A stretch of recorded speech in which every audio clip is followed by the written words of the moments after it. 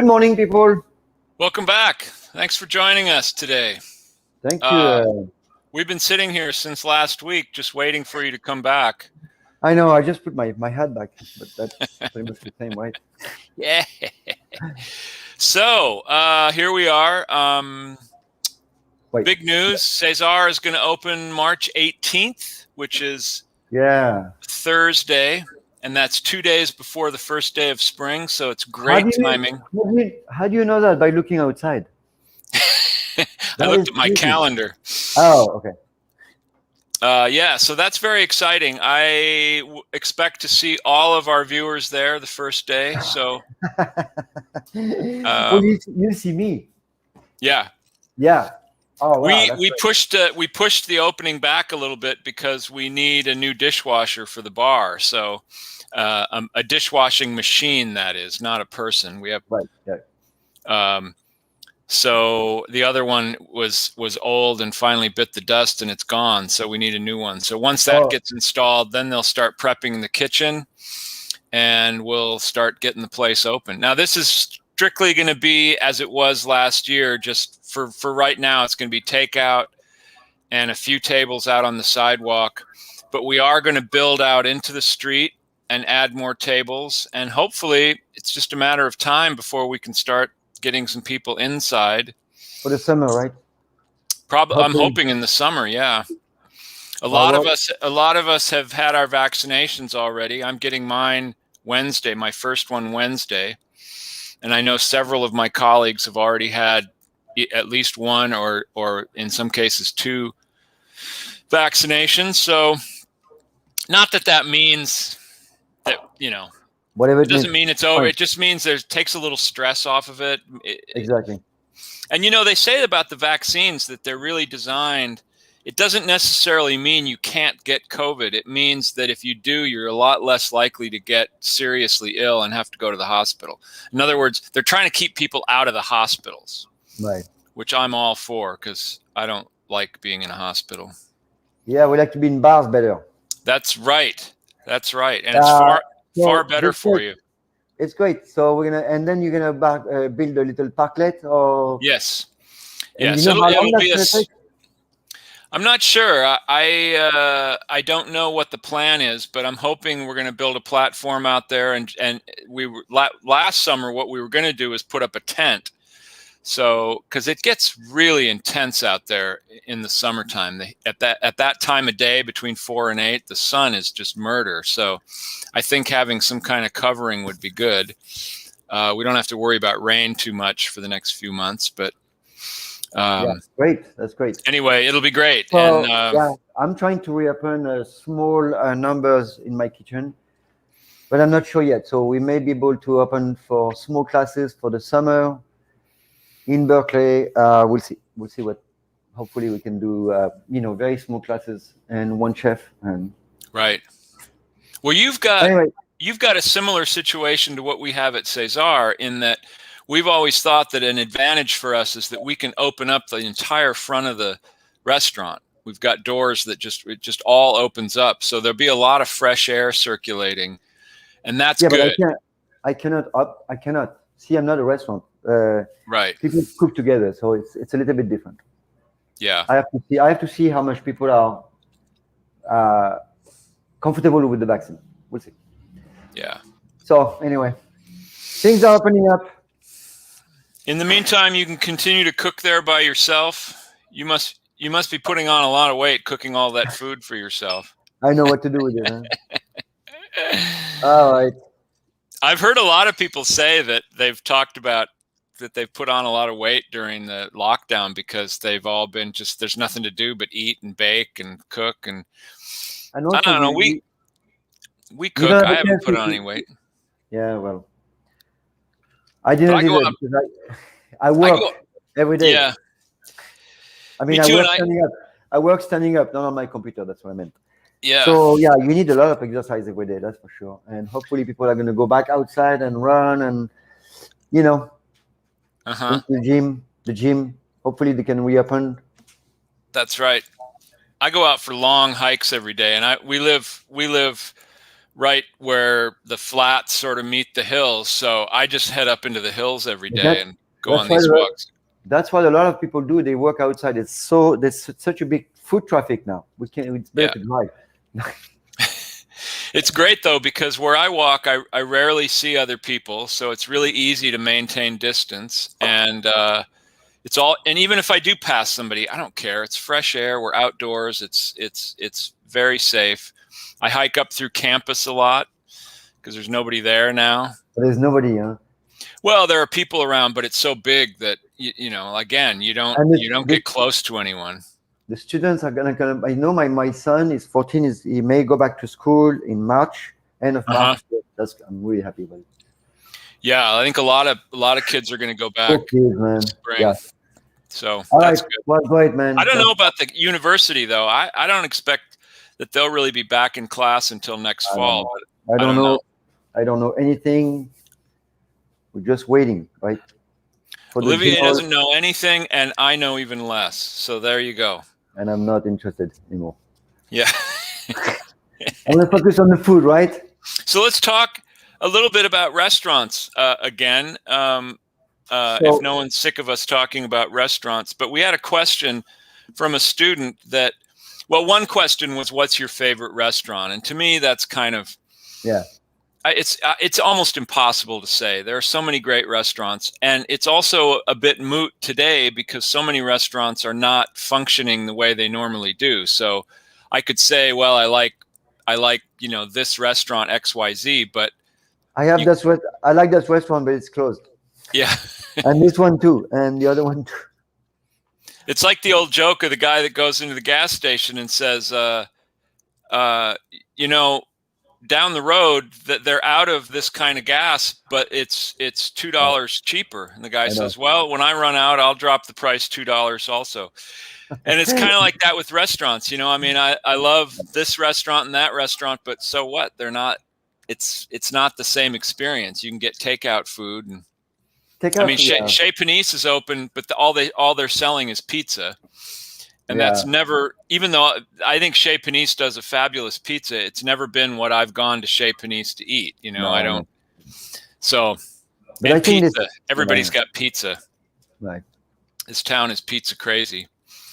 In fact, there was a thing online the other day in the news, and it said the 10 best pizza places in the Bay Area. And I thought, so I looked at it, and there was only about 2 places that I'd ever even heard of. One was Cheese Board, and there's that new place down on 4th Street. But it's just like, there are so many pizza places. I don't know how they do it.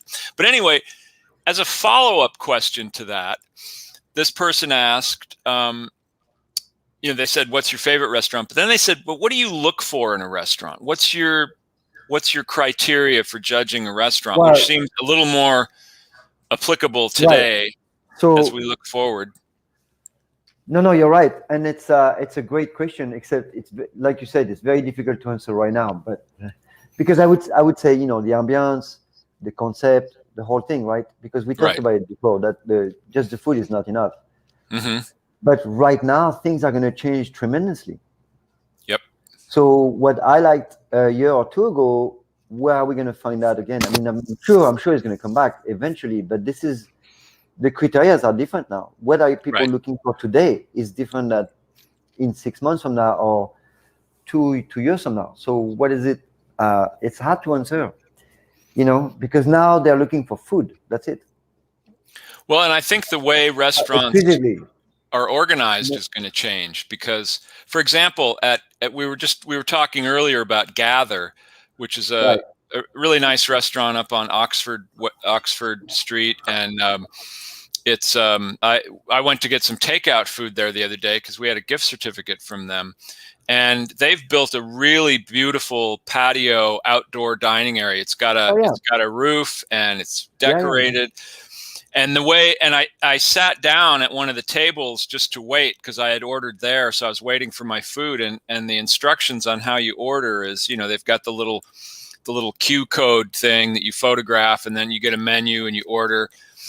And so as soon as but it's really kind of cool because, and it's not just them, there are lots of people doing this, but once you order your food, you've paid. you've paid, you've tipped, everything. So you're done. So when you're done, you're done.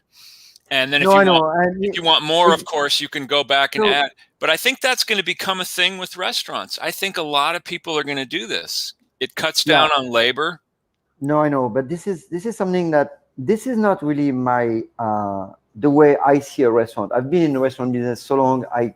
This is catering, right? And I do appreciate all the thing they do, people do. But what saddens me the most is to see all these people eating on their car with cardboard. Right. And to me, it's incredible. How do you enjoy that? Gather is a great place. I love to go there, right? And I love the food. I love the food in a lot of places. But once you remove the whole, doesn't matter how cool it is to order, we're still eating in our cars or in our home out of the box. We have to reheat. It's very different. And I hope that people don't get compliant and happy with that system, because it is not a good system. A restaurant is much more than that. You go to spend the evening or a while there, and you enjoy the community and talk to the waiter, owner, whatever, the bartender. There's a whole social. It's a huge thing. A restaurant it's a magnificent business. It's very important for society, and today we've lost that. So I really appreciate that people go into the modern world into making it easy and stuff. But on the other hand, I'm sad that we're getting too comfortable with that. And well, I think what I'm hoping will happen is that in a few months, when things really open up again, that some restaurants, not all restaurants, but some restaurants will be able to keep some of that sort of new age technological aspect, but then add back in things like real China, person bringing your food to, they even say on the card, it says, because of the situation, we won't be coming around to check on you during your meal. And that's something that is also part of a restaurant, is you go to the table and, is everything okay? How you doing? And you notice their glass is empty, or you notice. We have to get back to that. We have to go back to fearless and go to the restaurant and feel comfortable and happy. And that's it. It's like, we can search all day long on new ways to improve food, but the thing is, food is food. And I know people are working on so many new products and new ways to make food to feed so many people. Yeah, I'm skeptical. Well, I'm with you. I'm very traditional. I'm a product of the restaurant business, and I'm a little old-fashioned. I think a lot of people are gonna try to keep some of these methods of payment. Where you can pay and you're just done. Yes, but I think we have to bring back the human element and and like I said, China, we want to eat off real plates and not have this incredible amount of stuff to throw away. I mean, the amount of takeout containers that the world is using right now is staggering.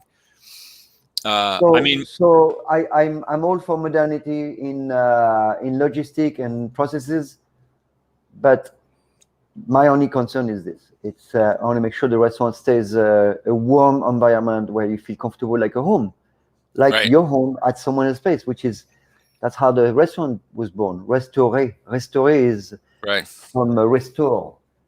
You want to, anyway.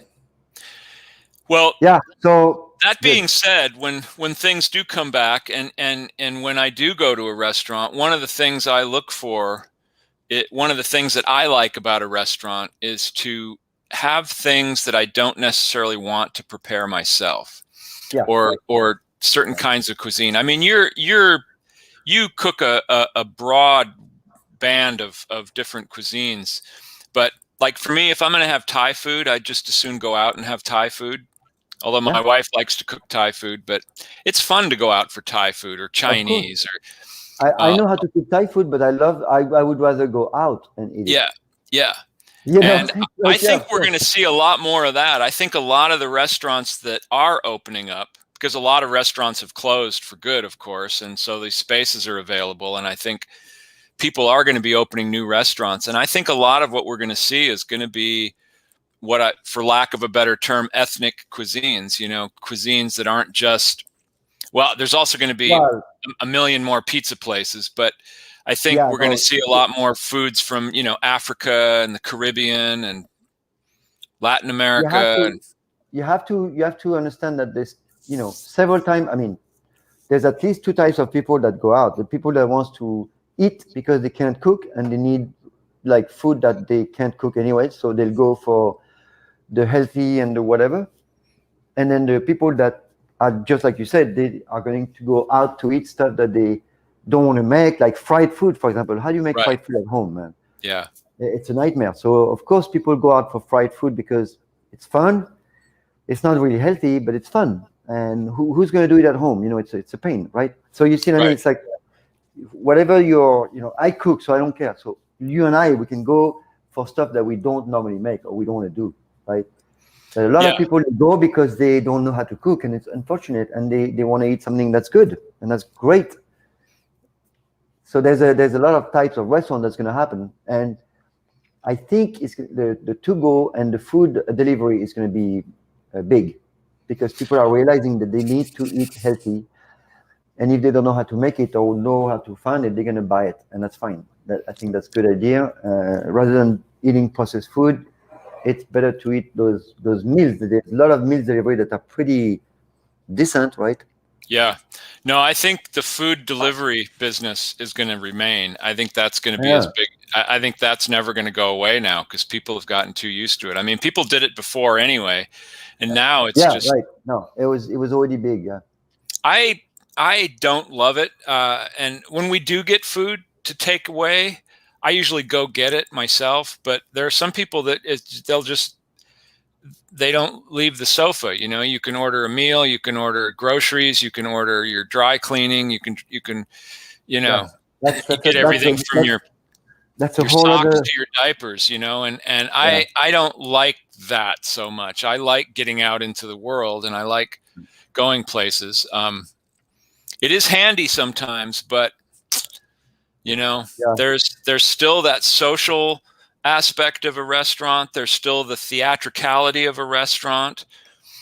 And there's also something about eating food that is freshly prepared at that moment, where it's cooked, it's plated, and it's put on your table, rather than box it up and then wait for you to wait for the driver to come and get it. And then by the time you eat it, it's different. It's different. Yeah, it's different. It's not bad. It's just, Anyway, I think the freight. Anyway, I'm looking forward to restaurants, and I think we're looking at the beginning of the end here. I think it's going to be things are going to start opening up more and more as we get into spring. Like you were saying, schools are going to reopen, and I think it's just a matter of time. And I'm hoping that by fall we're kind of back to some semblance of normal. Fall might be early, but yeah, we're getting there. So I hope anyway, we can hold. Yep. Anyway, so great. Now restaurants, it's going to be a developing subject, obviously, because we'll tell you what do we know, people we know that are going to reopen. Yeah. But right now, there's not a lot. Yeah, and people are just doing what they can. There's a good set of commercials. American Express does this whole campaign about shopping in small businesses. And it started a few years ago. They did a lot during the Christmas season to encourage people to go to small businesses to do their Christmas shopping. And because the fact is that small businesses are really the backbone of this country, much more so than the big chain stores. Yeah. And now they're starting to do it a lot for food as well. And they talk about, we love to be in the bar and see the games in the bar and do this in the bar and do that. But until we can do that, it said, please get out there and go to your local place, order food from your local place, because it keeps them going. It keeps them alive. Yeah. And I mean, and mind you, we're not making any money. Yeah, right. Exactly. So exactly. So I really appreciate a lot of my customers. They come to my classes to help. And I know they do that. I mean, I know they enjoy the classes. It's not like we have great classes anyways. But a lot of time they do extra to help everybody. So a lot of people are very involved in helping, and this is beautiful. And one thing I wanted to mention, like when you look at the news, everybody is an asshole. They're all mean people. There's only white supremacists and Nazis and stuff. And when I first came to this country, people were saying, yeah, American are this and that and that. And I realized when I came here that a lot of people are really cool. And I was wondering what are the other ones that people talk about. So you have to be careful with the media. They have one tiny eye through a keyhole of the word, and they want to distill that. But that's not true. There's a lot of good people out there. And we have to go back to thinking that and all being together. And like you said, like people help restaurants, and we're going to see a surge of people trying to help. And there's a lot of that also. Lots of assholes, but a lot of good people out there. And we don't see that. It's always about something weird and stuff. And I think it's become very divisive. Angry. Or it's perceived as very divisive. Even people that you don't necessarily agree with politically or about other things, they can still be really great people. And you can have interactions and relationships that are meaningful, even if you disagree about whatever. I mean, let's face it, we're all going to disagree about something. There's too many of us to all think the same way. And what a strange world that would be if we all were exactly alike. And plus, so many conflicting information from scientists and people that actually should know what they're talking about. So now the public is very unsure, and you have to study. You have to understand what you're talking about. So let's stick to food. Food is good when it's real and natural and unadulterated, right? That's right. So restaurants do that. Restaurant takes fresh food. They make it just like that. There's nothing else to do. That's why restaurants are really important and fun. It's when you go to a restaurant, you eat fresh, something ultra fresh. The chef is, spend some time thinking about it and making it, and and then there's a bunch of people working under him to provide that product, and then you get that beautiful meal, right? Right. It's a whole cascade of things. It's not just one guy making a thing, and no, it's a team. And what's interesting too, I mean, there was a time when people said, eating out is great, but it's really not very a healthy way to eat, because if you go out to eat too much, restaurants use a lot of salt, a lot of fat, a lot of this, a lot of that. That's why it's good. But you know what? These days, it's really hard to go to a restaurant, especially an independently owned restaurant, that's not conscious of their ingredients and how they're cooking. And I think in most cases, the places I go to eat, I think it's very healthful food. These are people that know more about food than most people. It's not about the salt and the butter. It's about the fresh food. It has nothing to do with salt and butter. It's really about the fresh stuff that was just delivered this morning and it was just cooked right away. That's what it is. And this is, people don't do that. They buy frozen or they buy food for the week, and it's okay. But this is what's happening. Restaurant is extremely fresh, and they put salt and they put butter, and thank God for them. Yeah. We need all these products. That's why it's always good to go in restaurants, right? The places you have to be afraid of are these giant chains that have to process billions of pounds of meat, and they have when I see all the recipes I see online now, the people for restaurant, they put recipes out there and they say, this thing is very healthy because of that. Let's stick to the flavors. It is healthy. It is flavorful. Don't swap everything to health. Health is freshness. Right. I do health talk, so I have to talk about the health. But if I want to do a menu, I'm going to push the flavors and the good mixture of the flavors and why is it so fun.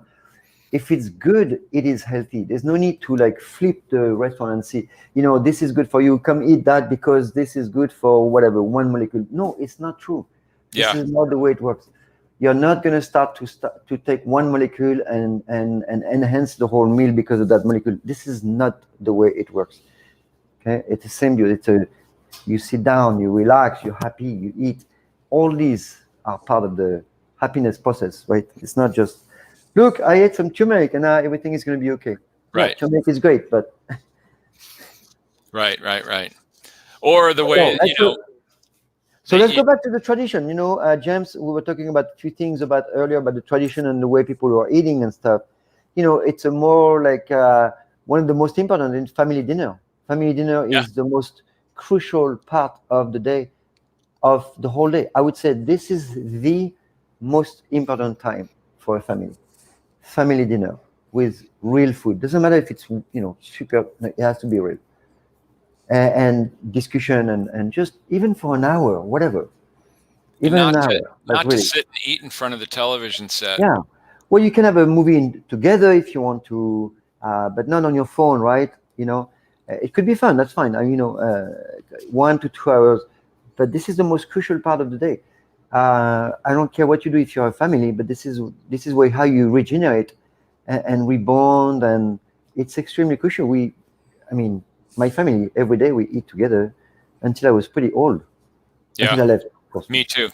Yeah, dinner hour in my house was kind of sacred. I mean, Always. whatever you did, wherever you went, you had to be home by whatever, 6 o'clock or whatever. And bring a friend. So my table was always open, and my mom with a big table, and there was always food for. And I had always a friend because I was always hanging out with my friend, and I didn't want to leave them. Mm-hmm. But I had to come to dinner, so they would come. Yeah. I used to bring friends home for Thanksgiving and Christmas because their family might live long ways away and they had nowhere to go. And I would just say, well, you come to my house.